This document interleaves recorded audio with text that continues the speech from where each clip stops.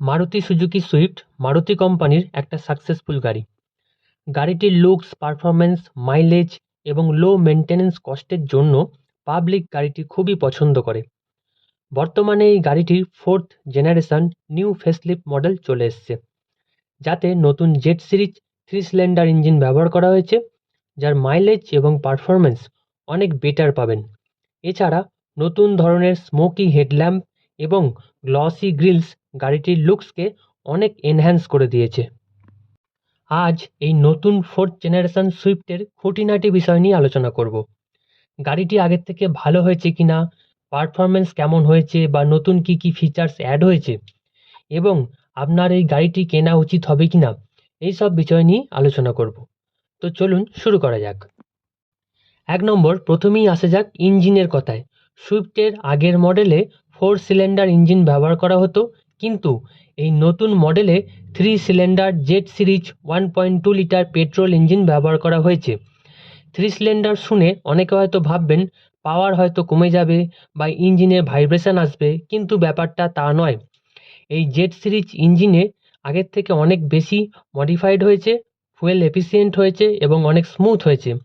Company claim করছে 25 kilometre per litre mileage পাবেন, সেখানে ধরে রাখুন 20 কিলোমিটার তো পাবেনই। পারফরমেন্স এবং মাইলেজ বেটার করার জন্যই কোম্পানি এই নতুন ইঞ্জিনটি ব্যবহার করেছে।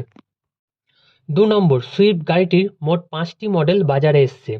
LXi, VXI optional, ZXI optional, এবং সুইফটে মোট 6টি কালার অপশান রয়েছে, তবে টপ মডেলে 9টি কালার অ্যাভেলেবেল রয়েছে, যেমন রূপে ব্ল্যাকের সাথে রেডের কম্বিনেশন। 3 নম্বর, গাড়িটির লুকসে যে মেজর চেঞ্জ হয়েছে তা হলো হেডল্যাম্প এবং বাম্পার গ্রিল। সুইফট গাড়িটি দেখতে এমনিতেই সুন্দর, তাকে আরও সুন্দর করার জন্য অনেকে বাইরে থেকে হেডলাইট, বাম্পার মডিফাই করে, তবে তা আর দরকার নেই।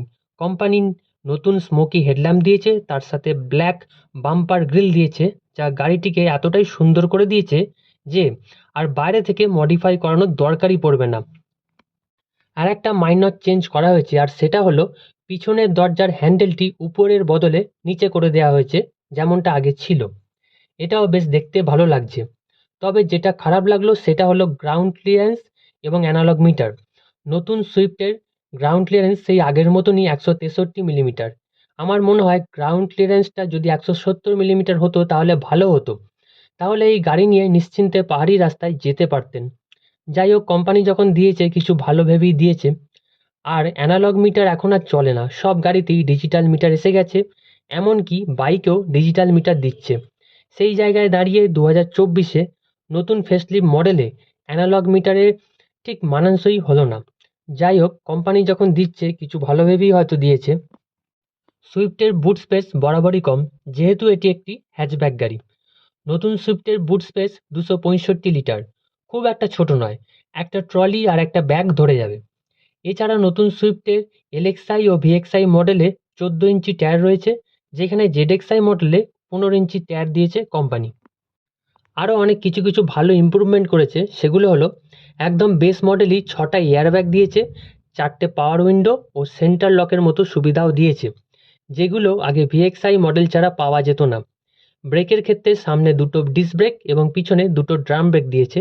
এছাড়া এবিএস, ইভিডি এইসব আধুনিক সব ফিচার্সই আছে। বেস মডেলের এক্স শোরুম প্রাইস শুরু হচ্ছে 6.5 লাখ থেকে, আর এই বেস মডেলই এত ফিচার্স দিয়ে দিয়েছে কোম্পানি যে আপনার টপ মডেল নিতে নাও ইচ্ছা করতে পারে। সব মিলিয়ে দেখতে গেলে সুইফট গাড়িটি অনেক মডিফাই করে বাজারে এসেছে, তবে আগের সুইফটের থেকে অনেক ইমপ্রুভমেন্টও এনেছে। অন্তত 6 মাস না হলে গাড়িটির অ্যাকচুয়াল পারফরমেন্স কেমন সেটা বলা সম্ভব নয়, তবে গাড়িটি আপনি কিনতেই পারেন। মারুতি সুজুকির গাড়ি কোনো গাড়ি খারাপ নয়, বা মারুতির গাড়ি কিনে ঠকে যাওয়ার চান্সও কম।